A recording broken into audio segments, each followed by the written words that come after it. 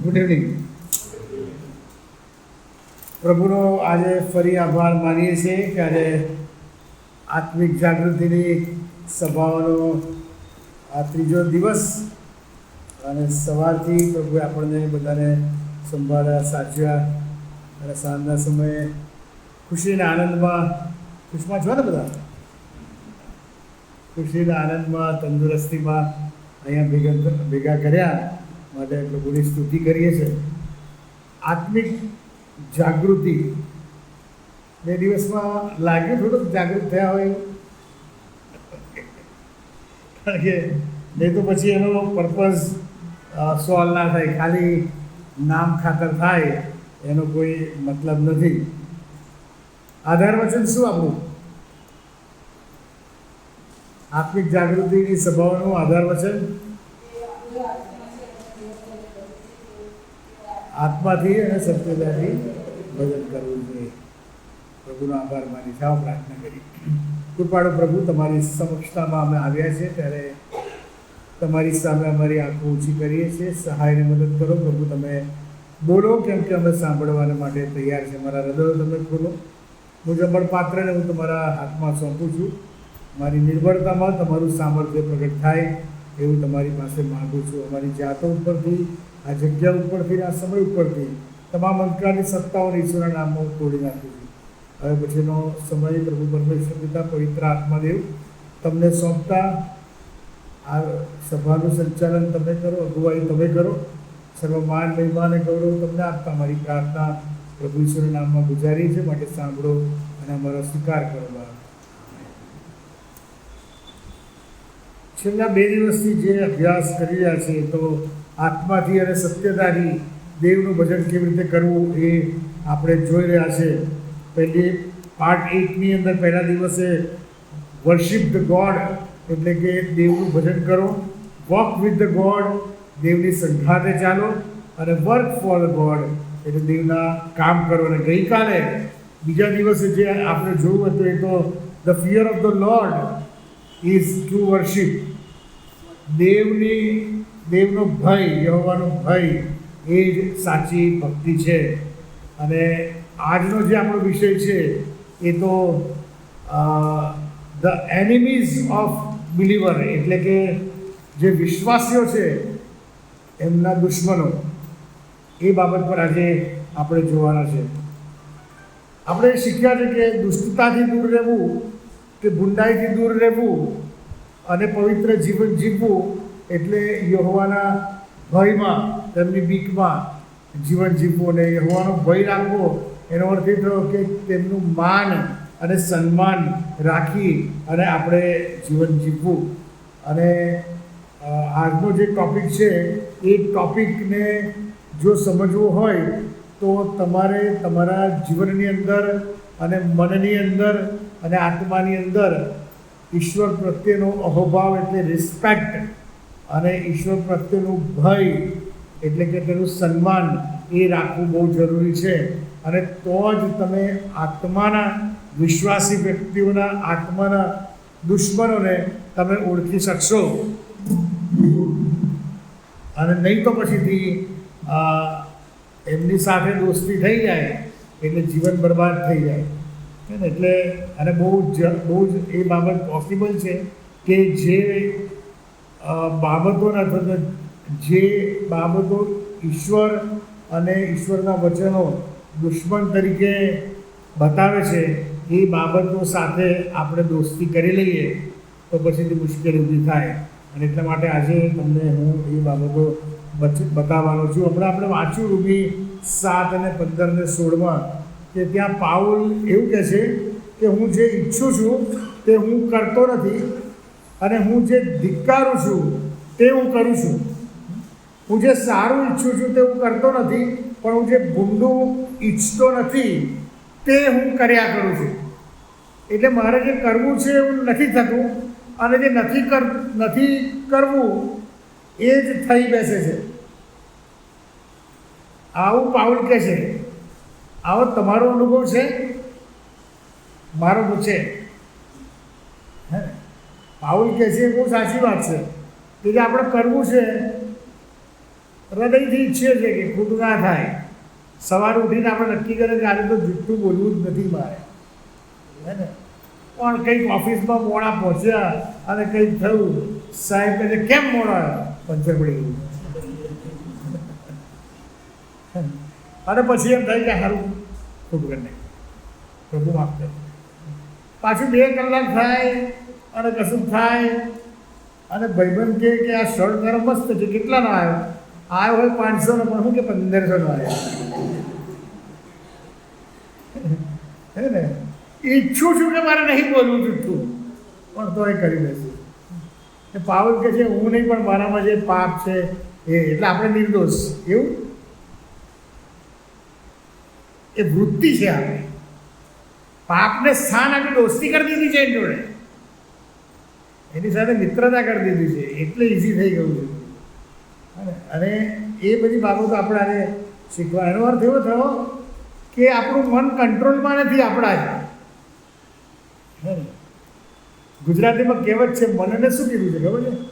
મન શું છે? હા હા, ચંચળ તો ખરું, આપણે બોલ્યું માકડું, હે ને. માકડું કંટ્રોલમાં ના રહે, ને ઘડીકમાં આમ કૂદે ને ઘડીકમાં આમ કૂદે.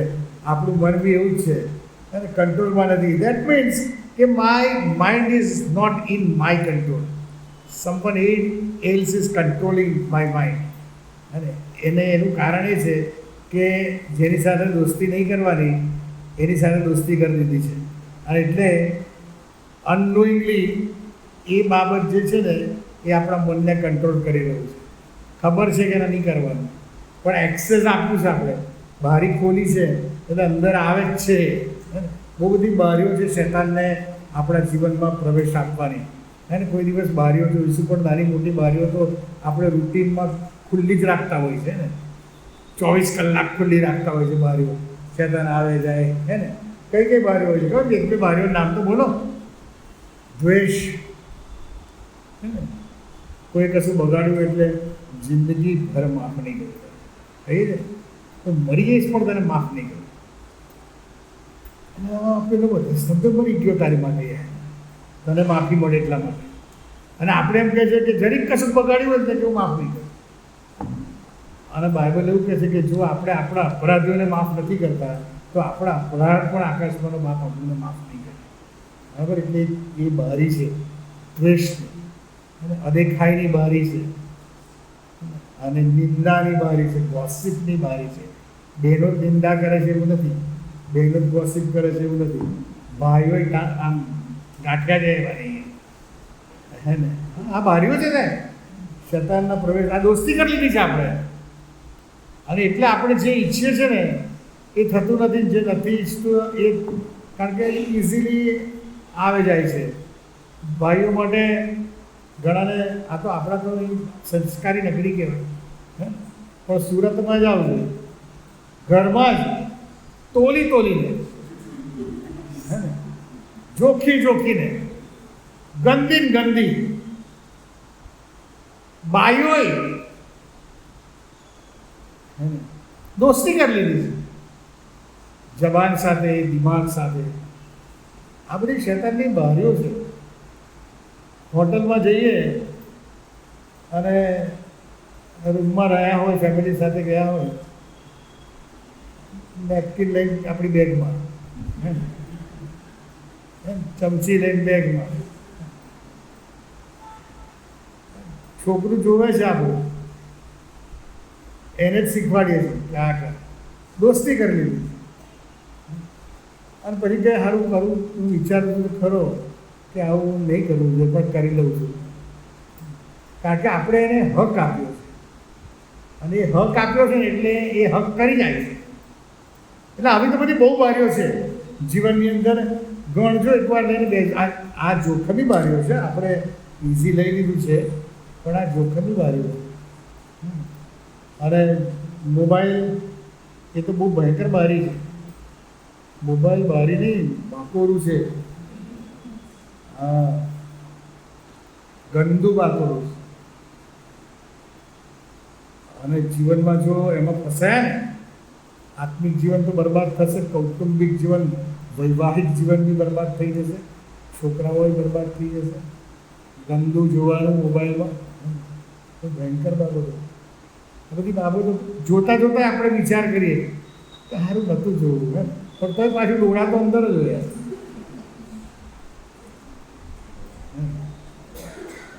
જે કરવું છે એ નથી કરતો, અને જે નથી કરવું એ જ કર્યા કરું છું, કારણ કે પંપાડીને મોટું કર્યું છે ને એને કાઢવાનું છે. એ દુશ્મનોને આજે આપણે જોવાના છે. આજે દુશ્મનો બતાવી દઈશ તમને કયા કયા છે, એમની સ્ટ્રેટેજી બી બતાવી દઈશ. આવતીકાલે એ દુશ્મનો કેવી રીતે ફંક્શન કરે છે, મેઇન દુશ્મન, એ તમને શીખવાડીશ. આજે એ લોકો કઈ રીતનું એમની પેટર્ન બતાવીશ, અને આવતીકાલે એનું ફંક્શન તમને બતાવીશ. હું તો દુશ્મનોને તમને ચલગત બધું સમજાવી દઈશ, પણ હું દુશ્મનો બગાડવા નથી આવી શકવાનો તમારી પાસે. તમારા દુશ્મનો તમારે જ બગાડવાના છે. કોણ છે શીખવાડી દઈશ, શું એની ચાલાકી છે એ બી શીખવાડી દઈશ, કાલે કઈ પેટર્નથી એ કામ કરવાના છે એ બી શીખવાડી દઈશ. પણ બગાડવાના તો તમારે જ છે.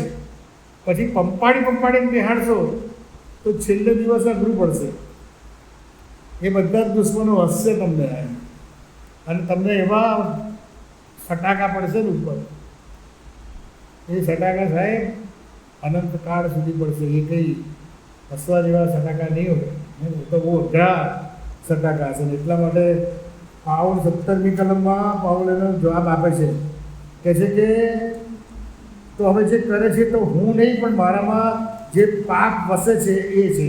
આ સ્ટ્રગલ આપણા બધાની છે, દુનિયાના એક ખ્રિસ્તી વિશ્વાસી વ્યક્તિની છે. આપણે ખ્રિસ્તી વિશ્વાસી તારણ પામેલ વ્યક્તિની જ વાત કરીએ છીએ.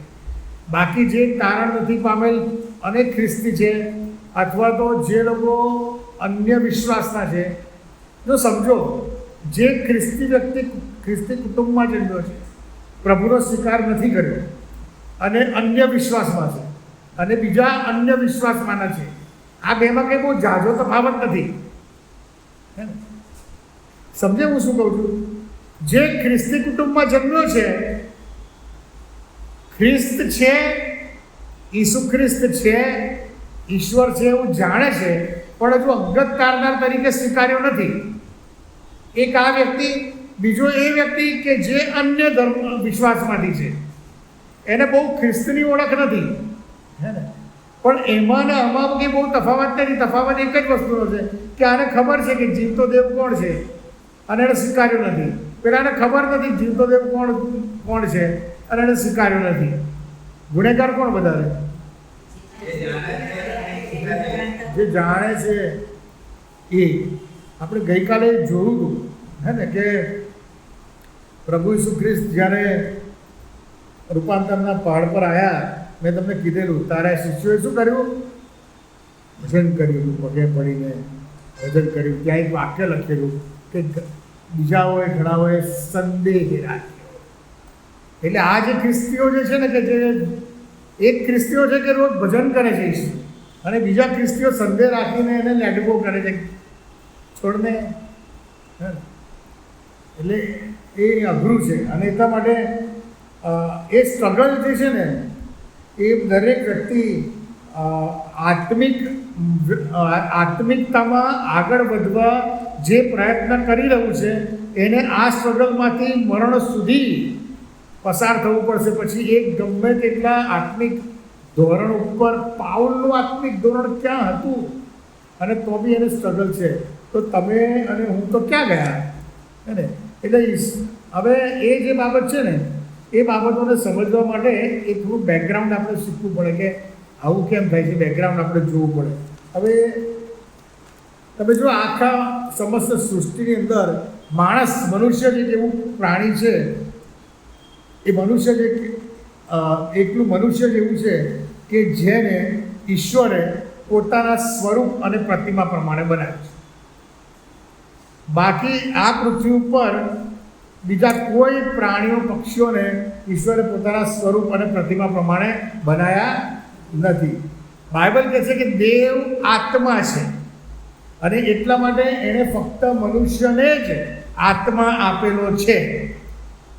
કોઈ પણ પ્રાણી કે પક્ષીમાં આત્મા નથી, એમાં જીવ છે, એમાં આત્મા બિલકુલ નથી. બરાબર. આપણે દેવ આત્મા છે ને એટલે એને આપણને આત્મા આપ્યો છે. આપણા નસકોરામાં જીવનનો શ્વાસ જે મૂક્યો એ પ્રાણ ફૂક્યો, એ આત્મા મૂક્યો. બાકી તો બધાને શું કીધેલું ખબર છે? પૃથ્વી ઝાડવા ઉપજાવો, પાણી માછલા ઉપજાવો, હે ને, પૃથ્વી જાનવરો ઉપજાવો. અને શું કીધું કે યહોવા દેવ માણસ ઉપજાવો, એવું કીધેલું. ચાલો આપણે આપણા સ્વરૂપ અને પ્રતિમા પ્રમાણે માણસને બનાવીએ, હે ને, એવું એમણે કીધેલું. અને એટલા માટે, અને માણસ એટલે જ આપણે દેવ આત્મા છે ને, આપણામાં આત્મા છે ને, એટલે આપણા ગુજરાતી ભાષા અથવા તો આપણા કલ્ચર પ્રમાણે કહીએ ને તો આત્મા જે છે ને પરમાત્માને શોધે છે, અલ્ટિમેટ આત્માને શોધે છે.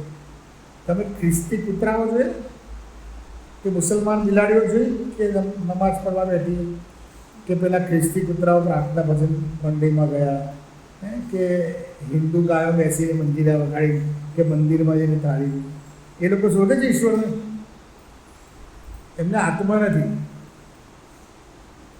આ એક બાબત છે. બીજી બાબત એ છે કે આખી પૃથ્વી પર ફક્ત મનુષ્યને જ ઈશ્વરે મુક્ત ઈચ્છા આપી છે, ફ્રી વિલ.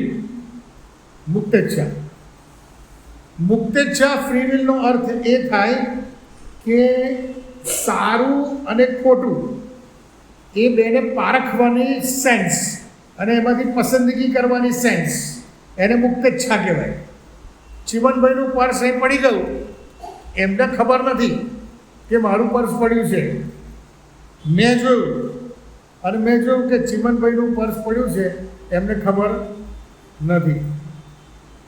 મનમાં કીડો સળવળશે, હે ને, મૂકી લઈ લે, ખબર નહીં એમને, લઈ લે. તરત જ મનમાં આવશે, એવું ના થાય, એવું ના થાય. મિત્ર છે, આપી દે. હવે ડિસાઈડ મારે કરવાનું છે કે હું શું કરું. આને મુક્ત ઈચ્છા કહેવાય. આમાં કોઈ ફોર્સ નહીં. પણ તમે કૂતરાની આગળ, ટ્રેન કરેલું કૂતરું નહીં, નોર્મલ કૂતરાની આગળ આમ જ રોટલી મૂકી દો તો શું કરે? બાપ કદે પકડી. કૂતરું ઉલટી કરીને પછી આપણે કરીએ કેમ? કારણ કે ખોટું ખરું ગંદુ ખરાબ પારખવાની સેન્સ આપણને છે. આપણે શું શીખી રહ્યા ખબર છે? જે કરવું છે નથી થતું અને જે નથી કરવું એ થઈ જાય છે. એ સમજવા માટે આ બેકગ્રાઉન્ડ તમને કહું છું કેમ એવું થઈ જાય છે, હે ને. કારણ કે આપણને એક તો આપણે આત્મા છે અને એટલે આપણે પરમાત્મા સાથે, ઈશ્વરની સાથે અલ્ટિમેટ જે પાવર તો ના કહેવાય પણ અલ્ટિમેટ જે ડેઇટી, દેવત્વ છે, એટલે કે જીવતો ઈશ્વર, એની સાથે જોડાયેલા છે. એટલે અર્જ થાય છે અને એણે આપણને એણે હવા અને આદમને શું કીધેલું ખબર છે? કે વાડીના દરેક વૃક્ષનું ફળ તું ખા, પણ વચ્ચેના વૃક્ષનું તારે ખાવું નહીં. બરાબર. હવે પસંદગી તો એમણે કરવાની હતી કે મુક્ત ઈચ્છા આપી દીધેલી. બાકી એને કહી દીધું હોત, એને પેલું જો મુક્ત ઈચ્છા ના આપી હોત ને અને ઈશ્વરની ઈચ્છા પ્રમાણે ચલાવત ને તો શું થાય? આપણે શું થઈ ગયા? આપણે શું થઈ ગયા? રોબોટ. રોબોટની અંદર એને જે કામ કરવાનું છે એ પ્રોગ્રામ ફિક્સ કરી અને મૂકી દેશે. એ પ્રોગ્રામ પ્રમાણે જ એ કરશે. એ પ્રોગ્રામથી બીજો કમાન્ડ તમે એમને એને આપશો ને એ કશું નહીં, ગેરંટી નહીં થાય. કેમ? કે ફ્રી વિલ નથી, મુક્ત ઈચ્છા નથી. પણ ઈશ્વરે તમને અને મને મુક્ત ઈચ્છા આપી છે, ફ્રી વિલ આપેલું છે. અને એ ફ્રી વિલ છે ને, એ ફ્રી વિલના લીધે જ તમારો મારો ન્યાય થવાનો છે.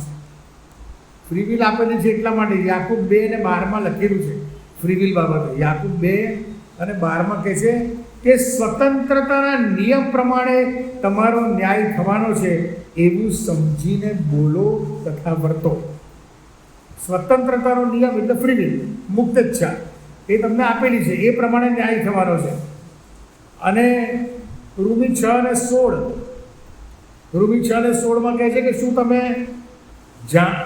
તમે નથી જાણતા કે જેની આજ્ઞા પાળવા સારું તમે પોતાને દાસ તરીકે સોંપો છો, એટલે કે જેની આજ્ઞા તમે પાળો છો તેના દાસ તમે છો, ગમે તો મોતને અર્થે પાપના અથવા તો ન્યાયપણાને અર્થે આજ્ઞા પાલનના.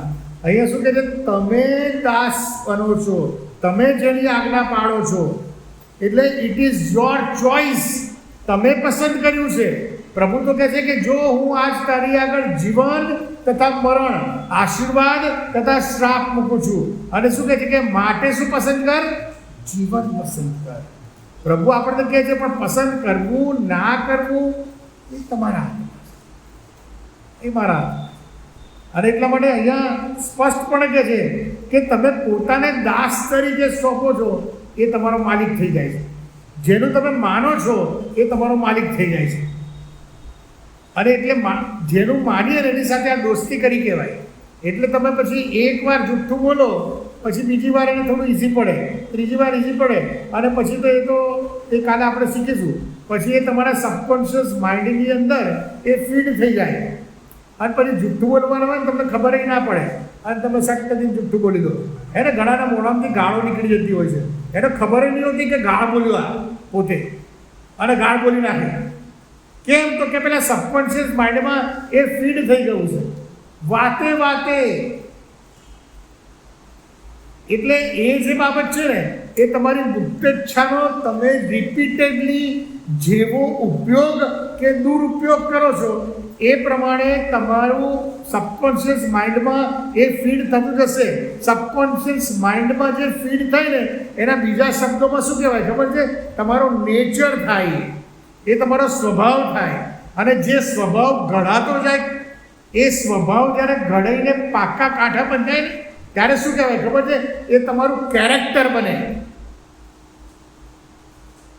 અને એટલા માટે તમારી ફ્રી વિલનો ઉપયોગ બહુ સાવચેતી રાખીને કરવાનો હોય. અને એટલા માટે જ આપણા જીવનની અંદર પ્રભુની વર્શિપ એટલે કે પ્રભુની ભક્તિ, પ્રભુ સાથે ચાલવું એટલે કે દેવનો અવાજ. પહેલા દિવસ આપણે શીખી ગયેલા, દેવનો અવાજ મારા ઘેટા મારો સાદ સાંભળે છે અને પછી આજુબાજુ ફંટાઈ જાય છે, એવું મારી પાછળ ચાલે છે. હું મારા ઘેટાને ઓળખું છું અને તેને નામ લઈને બોલાવું છું, અને મારા ઘેટા મારો સાદ પણ ઓળખે છે. અને એટલે દેવની સાથે સંગાતે ચાલવું અને દેવના કામ કરવા. આ પેટર્ન જ્યારે બનાવશો ને તો પેલી બીજી બધી બાબતો, એ તમારું જે નેચર, કેરેક્ટર, એ બધું કેવું હશે ખબર છે? કેવું થશે ખબર છે?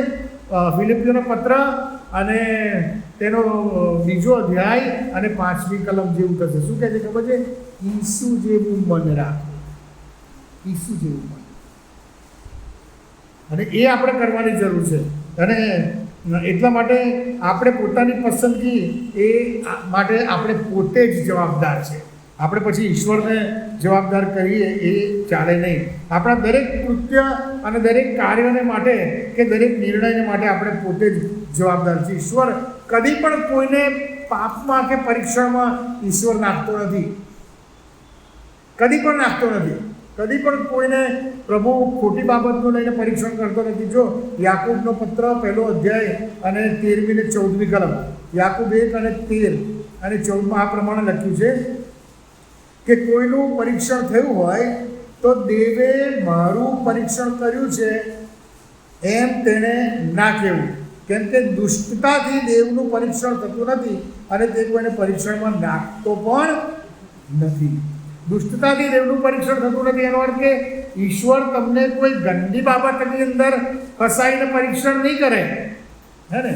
કે તમને ચોરી કરવા માટેના માહોલ ઊભા કરી અને પછીથી જોશે કે આ ચોરી કરે છે કે નહીં, એવું ઈશ્વર નહીં કરે. ઈશ્વર શું કરે છે ખબર છે? ઈશ્વર પરીક્ષા કરે છે, એ તમારો ટેસ્ટ કરે છે, એ ટ્રાયલ્સ કરે છે. પરીક્ષણ શૈતાન કરે છે. પરીક્ષણ એટલે ટેમ્પટેશન. ઈશ્વર તમને ટેમ્પટેશનમાં કદી નહીં નાખે, એ તમને ટેમ્પટેશનમાં નહીં પડવા દે. આપણે શું કહે છે આકાશમાંના બાપ, અમને પરીક્ષણમાં ન પડવા દે ને, ન નાખે. પ્રભુ કદી નાખતો નથી, પણ શૈતાન જ્યારે ટેમ્પટેશન લાવે ને ત્યારે એ અમને પરીક્ષણમાં ન નાખનો અર્થ એવો થાય છે કે મારા ભરવાડ તું બોલ અને હું સાંભળીશ. એ પરીક્ષણ આવે ને ત્યારે પ્રભુ કહે છે કે ફ્રાન્સિસ, આ ગંદી બાબત છે, આ તારે જોવાની નથી. અને હું કહીશ કે હા પ્રભુ, આ પરીક્ષણ આવ્યું છે, હું એમાં નહીં પડું. પરીક્ષણમાં મને ના નાખ્યો પ્રભુએ. એનો અવાજ આવે, પણ એ અવાજ ઓળખનાર કાન તો જોઈએ, અવાજ ઓળખનાર ઘેટું તો બનવું પડે આપણે, તો જ આપણે પરીક્ષણમાં ના પડીએ. બાકી શેતાન તો બહુ બધા અવાજો કરે છે. માલિકનો અવાજ નહીં પારખ્યો તો બીજા અવાજોની પાછળ આપણે જતા રહીશું. 14મી કલમ પણ યાકૂબનો પત્ર 1 અધ્યાય 14મી કલમ. પણ દરેક માણસ પોતાની દુર્વાસનાથી ખેંચાઈને તથા લલચાઈને પરીક્ષણમાં પડે છે, પછી દુર્વાસના ગર્ભ ધરીને પાપને જન્મ આપે છે અને પાપ પરિપક્વ થઈને મોત ઉપજાવે છે. આ એકદમ માતા બાળકને કન્સીવ કરે ને, શુક્રાણુ જાય અને જે ફિટસ થાય ને એ ત્યારથી લઈને બાળક બહાર પેદા થાય ને 9મા મહિને ફૂલ પ્રેગ્નન્સીમાં બહાર આવે ને, એ આ પ્રોસેસ છે. શું કહે છે? દુર્વાસનાથી ખેંચાઈને તમે તમારી આંખો, સ્પર્શ, ટેસ્ટ, આ બધી બાબતો આપણે ફરી જોવાના છે. એ બધી બાબતોથી દુર્વાસના મનમાં જોઈને દુર્વાસના આવી, એ દુર્વાસનાથી ખેંચાઈને તથા લલચાઈને આપણે પરીક્ષામાં પડ્યા. અને પછી કહે છે કે પછી દુર્વાસના ગર્ભ ધરી અને એ જે મનમાં આપણે વિચારીને કે ના ના ના ના બહુ સુંદર છે, મને એ જોઈએ, પછી મનમાં બધા વિચારો થાય અને પછી સમય મળે ને, એ જે ચાન્સ મળે ને એટલે તરત જ એનું પ્રેક્ટિકલ થઈ જાય. ખાલી ચાન્સની રાહ જોઈએ છે. પછી એ વ્યભિચાર હોય, એ પોર્નોગ્રાફી હોય, એ ચોરી હોય, એ વ્યસન હોય, એ છેતરપિંડી હોય, એ નાચ હોય, એ અહીંયા તો થઈ જ જાય, મગજમાં થઈ જાય. તમને ખબર છે, મને લાગે યશાયા 60 કે 61 તો કાઢો,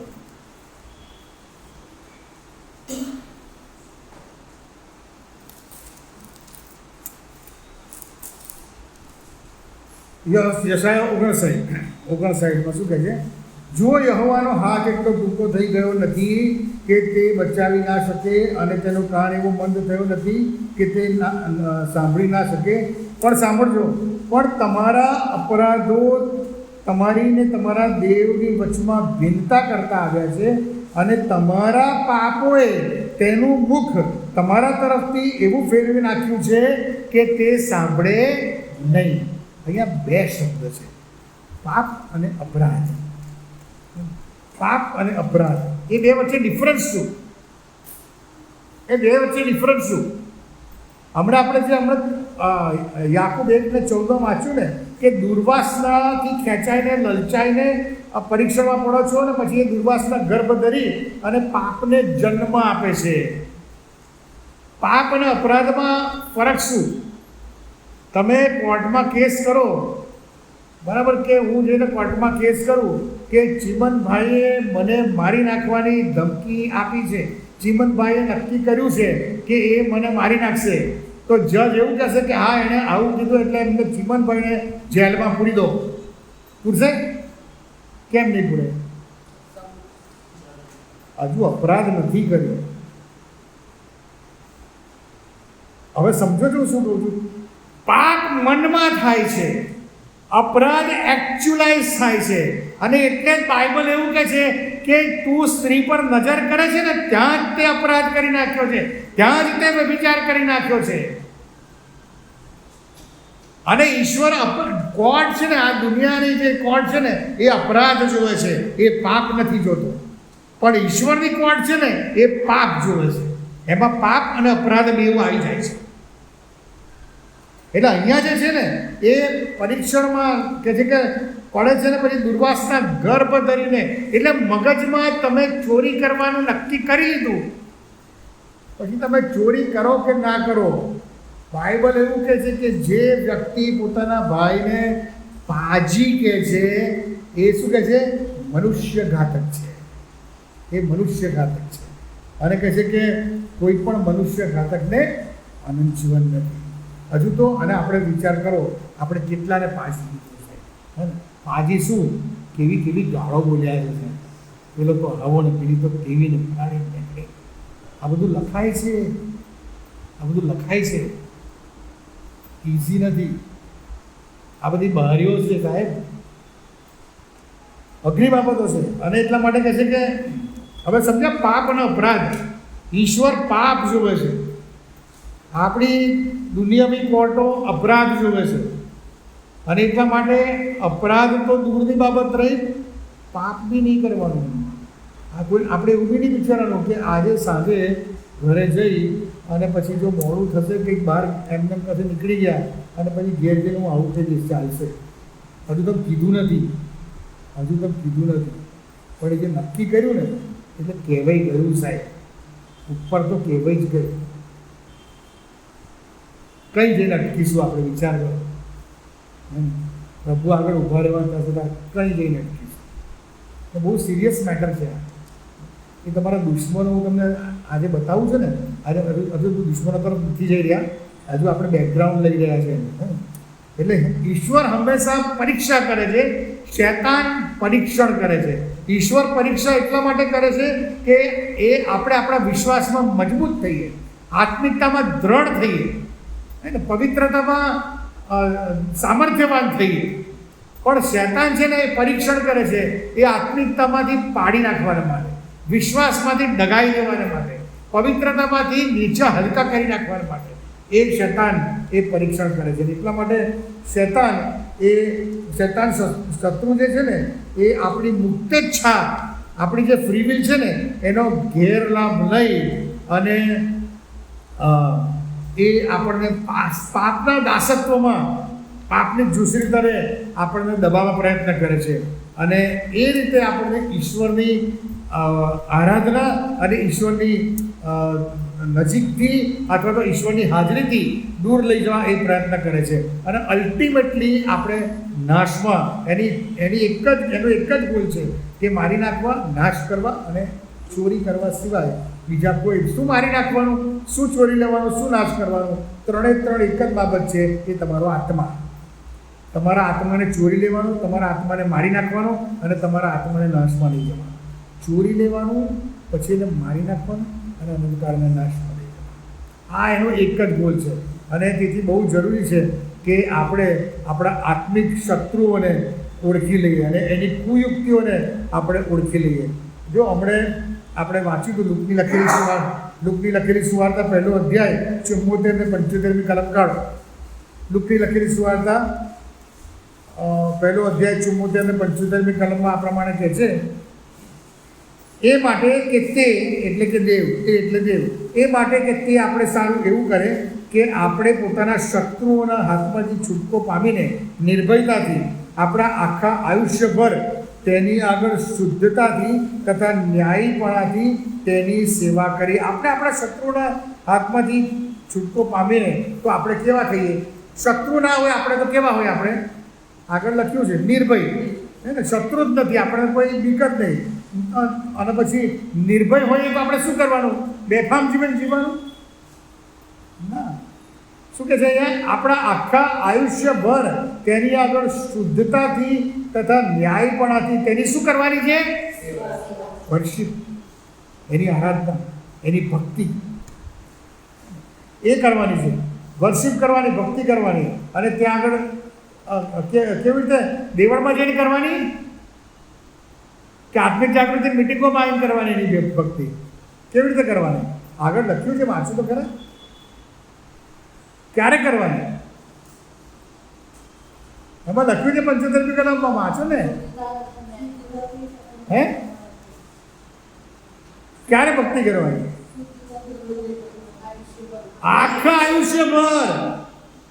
આખા આયુષ્યભર એની ભક્તિ કરવાની. મરીએ ત્યાર સુધી એની ભક્તિ કરવાની, હે ને? એટલે એ કોઈ ટાઈમ બિંગ પ્રોસેસ નથી. ઈશ્વરની ભક્તિ એ કોઈ ટાઈમ બિંગ પ્રોસેસ નથી, હે ને? એ પરમાનન્ટ પ્રોસેસ છે.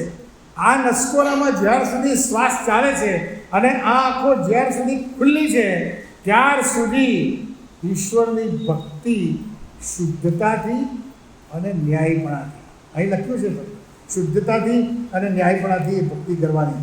પણ આ કલમમાં એક બાબત થોડો વિચાર માંગી રહ્યો લખવામાં આવે છે, અને 74મી કલમમાં એ લખ્યું છે કે આપણે સારું એવું કરે, એટલે કે ઈશ્વર આપણે સારું એવું કરે કે આપણે પોતાના શત્રુઓના હાથમાંથી છૂટકો પામીએ. અહીંયા પહેલી જ જે બાબત લખી છે એ તો શત્રુઓના હાથમાંથી છૂટકો પામવાની વાત લખી છે. પહેલે શત્રુઓના હાથમાંથી છૂટી જઈશું તો જ નિર્ભયતાથી અને શુદ્ધતાથી અને ન્યાયપણાથી આખા આયુષ્યભર ઈશ્વરની સેવા કે ભક્તિ કરી શકીશું, નહીં તો નહીં. હવે અહીંયા શત્રુઓ લખ્યા છે. કયા શત્રુઓની વાત કરવામાં આવી? આપણા સમાજમાં આપણા જે કોમ્પિટિટર્સ હોય કે આપણા સભ્યો અંદર બનતી ના હોય, કે આપણી પડોશમાં મારા ઘર આગળ પાર્કિંગ નહીં કરવાનું, એ શત્રુની વાત છે. આપણા શત્રુઓ અહીં લખ્યા છે. કયા શત્રુ? બહુ શત્રુઓ છે માણસના, પણ મુખ્ય 5 શત્રુ છે. કયા કયા કોઈ ખબર? ચાલો, પહેલો શત્રુ કોણ? હા, લોભ, આળસ,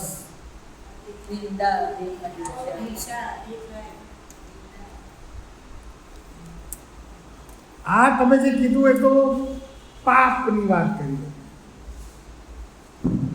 જો આ મુખ્ય બાબત છે. You should be able to understand your enemy. તમારા શત્રુને નહીં ઓળખો તો તમે કેવી રીતે લડી શકશો? તમારું દુશ્મન જ તમને ખબર નહીં હોય તો તમે ભૂલથી એની જોડે દોસ્તી કરી લેશો તો શું થશે? એને તો મજા પડી જશે. એને ખબર છે કે તમે એના શત્રુ છો, પણ હવે હું એક વાક્ય બોલીશ એટલે હમણાં તમે બધા બોલશો શત્રુનું નામ, હે ને? પણ એ ઘેટાનું રૂપ લઈને એ વરુ આવશે તમારી પાસે. કોણ? હવે કેવું આવે? હવે કેવું આવે? સૌથી પહેલો અને મોટો શત્રુ આપણો કોણ? શેતાન. આ સૌથી મોટામાં મોટો આપણો શત્રુ પહેલો. એ જ તમને અદેખાય, લાલચ, લોભ, એ પરીક્ષણો છે બધા, એમાં પાડે છે તમને. એ બધા શત્રુઓ નથી, એ તો તમારી વૃત્તિ છે બધી. એ વૃત્તિ તો તમે ઇઝીલી ટેકલ કરી શકશો. શૈતાનને ટેકલ કરવા માટે તમારે ઈશ્વરની હાજરી જોઈએ તમારી સાથે.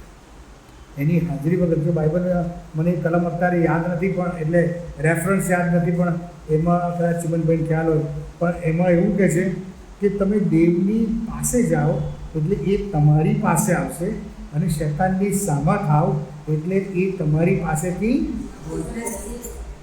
જતો રહેશે. એવું નથી લખ્યું ઇંગ્લિશમાં, એવું નથી લખ્યું કે he will go away from you.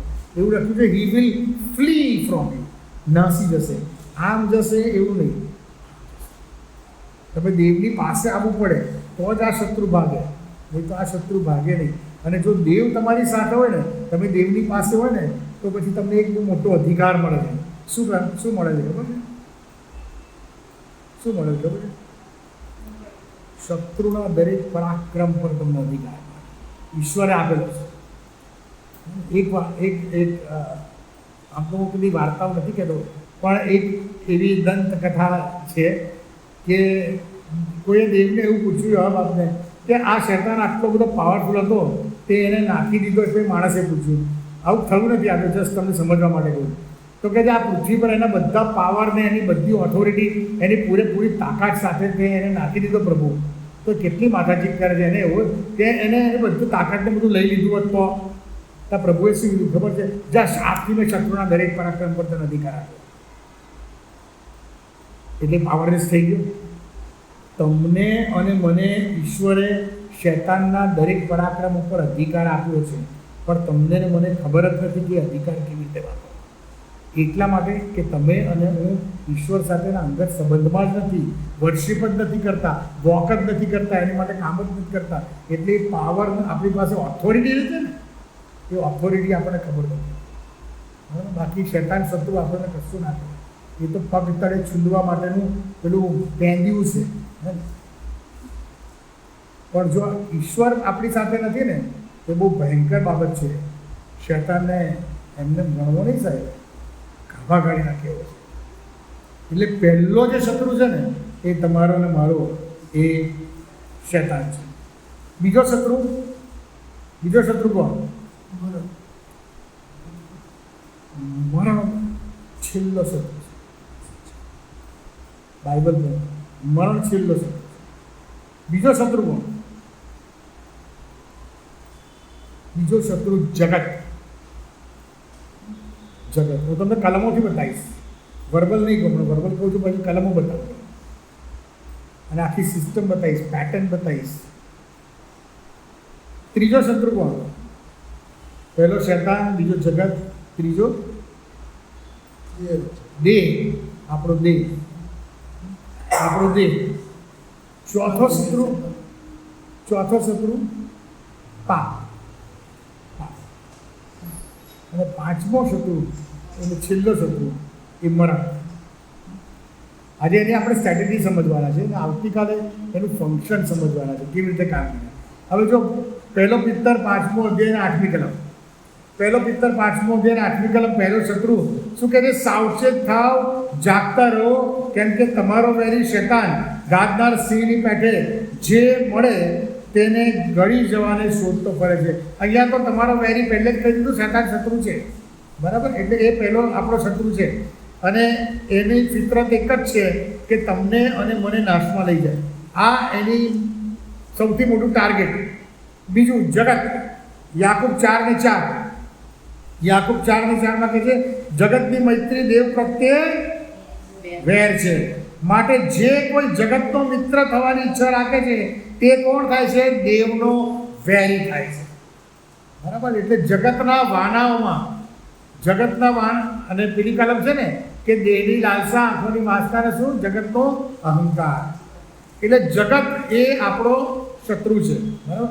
કલમો બતાવું છું, પછી આગળ આપણે એની પેટર્ન જોઈએ. દેહ, પહેલો પિત્તર 2 અધ્યાય 11મી કલમ, પહેલો પિત્તર 2 અધ્યાય 11મી કલમ. અને કહે છે કે વાલાઓ, હું તમને વિનંતી કરું છું કે જે દૈહિક વિષયો આત્માની સામે લડે છે તેઓથી તમે પરદેશી તથા પ્રવાસી જેવા દૂર. દૈહિક વિષયો એટલે દેહની વૃત્તિઓ, દુર્વાસનાઓ એ તમારા આત્માની સામે લડે છે. દેહ અને આત્મા એ પરસ્પર વિરુદ્ધ છે.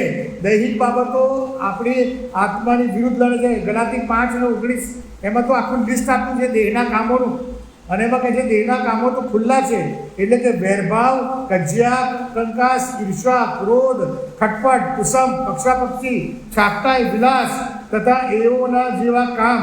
જેમ પહેલાં મેં તમને ચેતવ્યા હતા તેમ તેઓ વિશે હમણાં પણ ચેતવું છું કે જે એવા કામ કરે છે તેઓ દેવના રાજ્યનો વારસો પામશે નહીં. એટલે દેહ એ આપણો ત્રીજો શત્રુ છે. અને ચોથો શત્રુ પાપ છે. રોમી 6:23 શું કહે છે? પાપનો મુસારો મરણ છે, પાપનું રિઝલ્ટ, પાપનું વેતન એ મરણ છે. રોમી 7:11 કહે છે કેમ કે પાપે પ્રસંગ મળતા આજ્ઞા વડે મને ઠગ્યો અને તે વડે મને મારી નાખ્યો. આ પાઉલ કહે છે. એટલે પાપ તમને મારી નાખે છે, પાપ તમને એના દાસત્વમાં લે છે, એની જૂસરી તળે તમને દબાવે છે, પાપ તમને ગુલામ બનાવે છે. એટલે એ તમારો શત્રુ છે. અને મરણ એ છેલ્લો શત્રુ. પહેલો કોરિન્થી 15:26 કહે છે કે છેલ્લો શત્રુ જે નાશ પામનાર છે એ તો મરણ છે. હવે હકીકતમાં શું થાય છે? તો આ 5 શત્રુ યાદ રાખો. હવે હકીકતમાં શું થાય છે? એની પેટર્ન જે છે એ શું થાય છે? શેતાન પહેલો શત્રુ શું કરે છે? તે બીજા શત્રુ જગતના વાનાઓ તમને બતાવશે. પ્રભુ શ્રી ખ્રિસ્તે પર્વત પર લઈ ગયા, બધું બતાવ્યું, બરાબર? જગતની અંદર જે છે એ જગતના વાનાઓ તમને બતાવશે અને તમને લોભામણી બાબતો. આ જગત બહુ ગંદુ છે સાહેબ, અને આપણે તો ખ્રિસ્તી વ્યક્તિઓ તરીકે હજુ એ બધું જોયું નથી, જગતની જાહો જલાલી.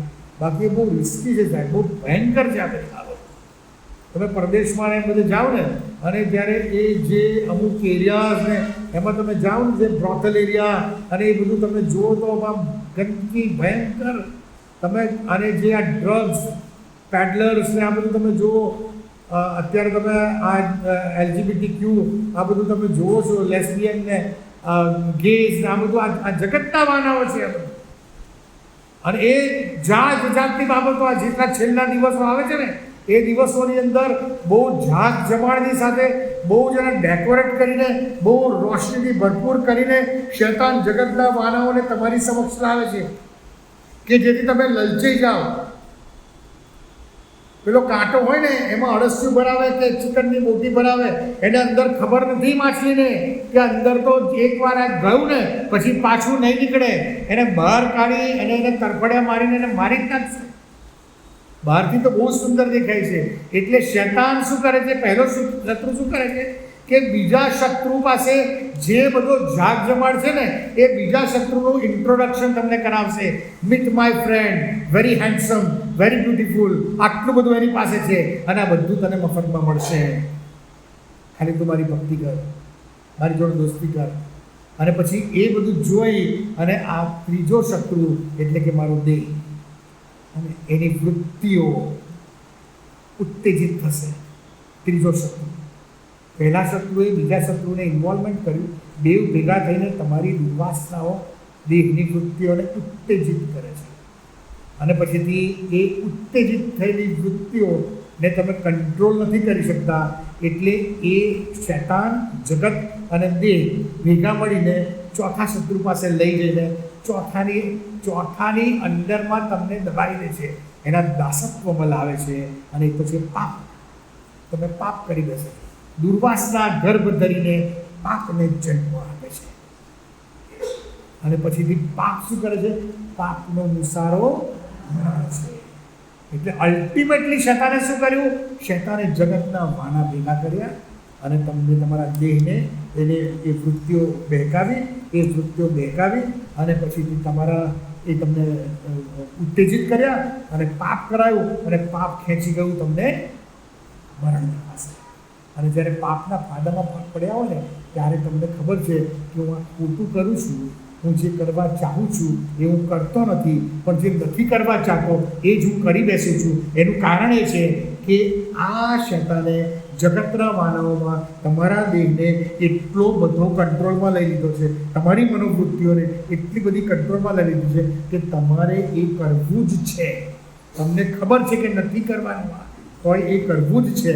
તમે જાણો છો કે હું મરીશ, તોય એ કરવું જ છે અને એ કરશો અને અલ્ટિમેટલી તમે એમાં ફસી જશો.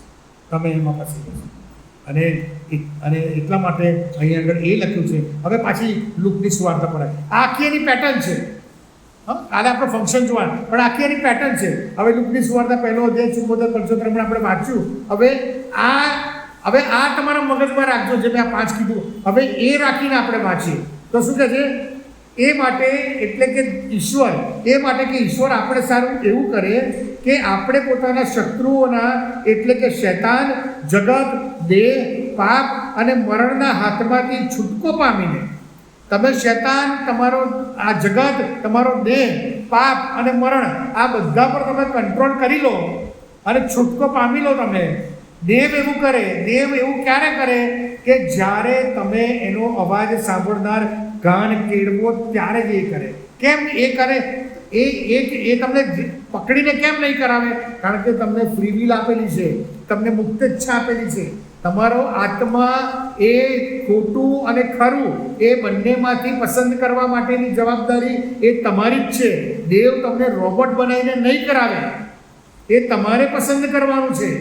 અને એટલા માટે જ્યારે પ્રભુ તમને બધા કહે છે ને કે પરીક્ષણની સાથે શું કહે છે? છુટકારાનો માર્ગ પણ, અને તમે સહન ના કરો એવું હજુ સુધી પરીક્ષણ તમને આવ્યું નથી. એટલે તમે દેવને તો કદી તમે દોષિત ઠરાવી જ નહીં શકો. અને એટલા માટે શું કહે છે? તો હવે ખબર પડી કે આપણા શત્રુઓથી એટલે શૈતાનથી, જગતથી, દેહથી, પાપથી અને મરણથી છુટકારો આપી તો એનાથી છૂટકો પામીએ. આ 5 બાબતથી તો આપણે કેવા હોઈએ? નિર્ભય હોઈએ. કોઈ બીમારી જરૂર જ નથી. કેમ?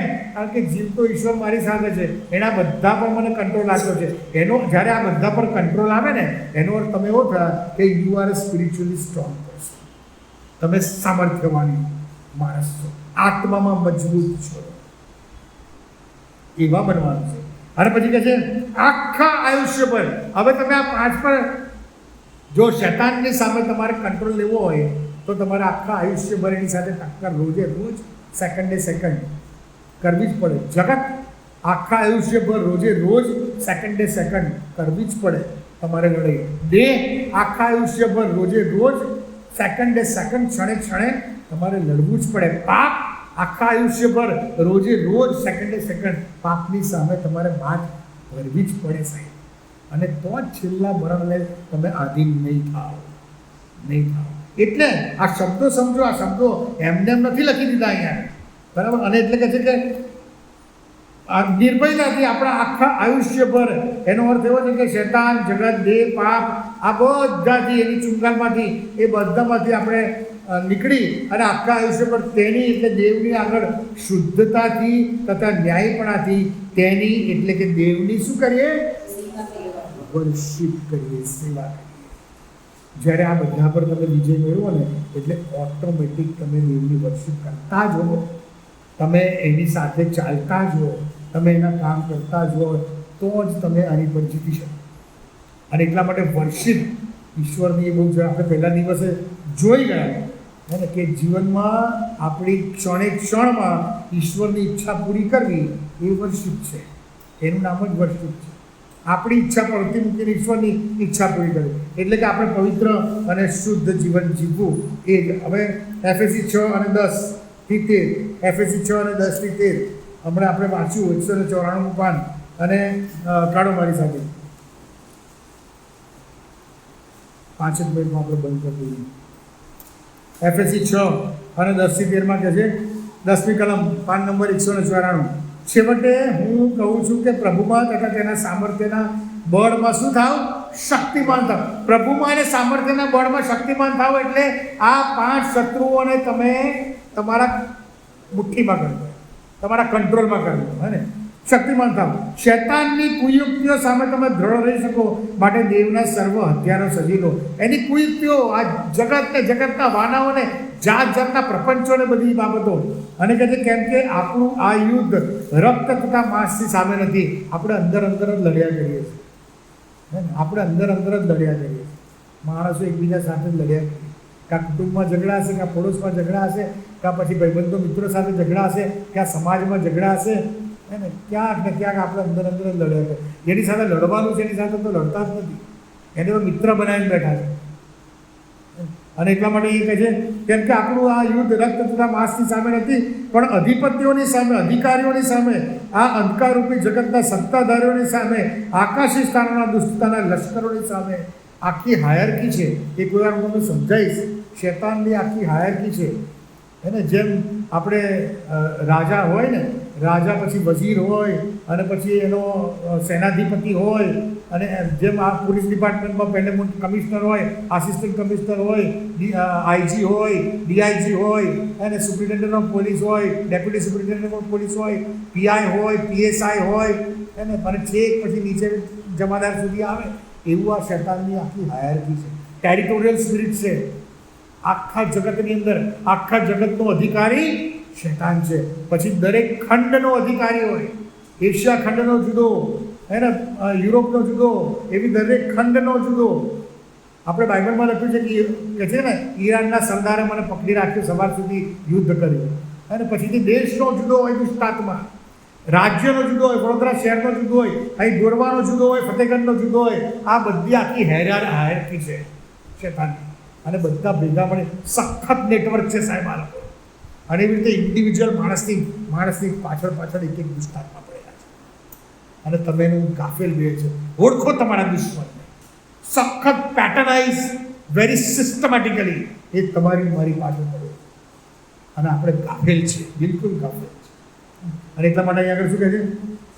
કેમ કે આપણું આ યુદ્ધ રક્ત તથા માંસની સામે નથી. ઓકે, અધિકારોની સાથે 13મી કલમ.